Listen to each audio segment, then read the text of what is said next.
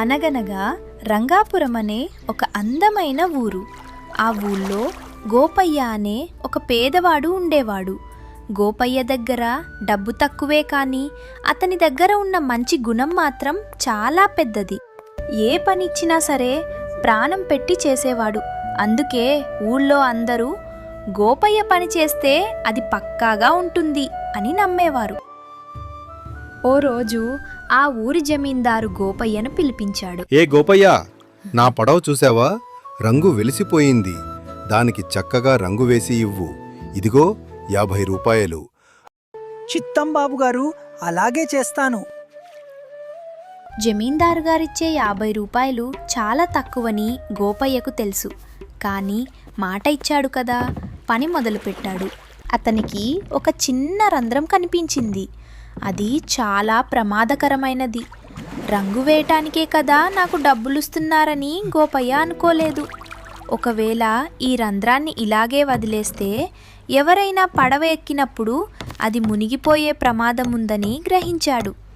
వెంటనే ఒక చెక్క ముక్క తీసుకొని దానికి శీలలు కొట్టి ఎంతో శ్రద్ధగా ఆ రంధ్రాన్ని పూడ్చేశాడు.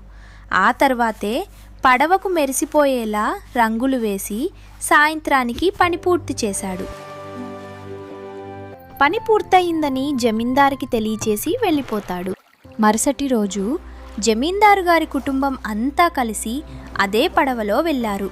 అంతా సంతోషంగా ఉన్నారు. కానీ సరిగ్గా అప్పుడే ఊరి నుంచి తిరిగి వచ్చిన జమీందారు నౌకరు ఆ దృశ్యాన్ని చూసి ఒక్కసారిగా షాక్ అయ్యాడు. అయ్యా జమీందార్ గారు, అనర్థం జరిగిపోయింది.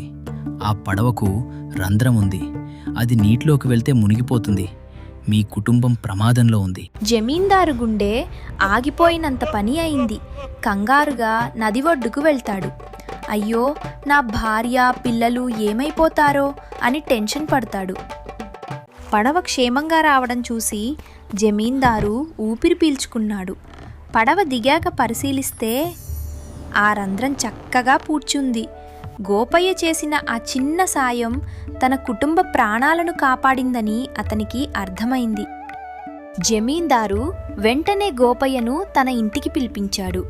అడగకుండానే రంధ్రాన్ని కూడా పూడ్చి తన కుటుంబాన్ని కాపాడిన గోపయ్య గొప్పతనాన్ని కొనియాడాడు. గోపయ్య, నువ్వు కేవలం రంగు వేయలేదు, నా కుటుంబానికి పునర్జన్మ ఇచ్చావు. నువ్వు అడగకపోయినా నీ నిజాయితీకి ఇదిగో నా కానుక. ధనాన్ని బహుమతిగా ఇచ్చి గోపయ్యను సన్మానించాడు. గోపయ్య నిజాయితీ గురించి తెలుసుకున్న ఊరి జనం కూడా అతడిని ఎంతో అభినందించారు.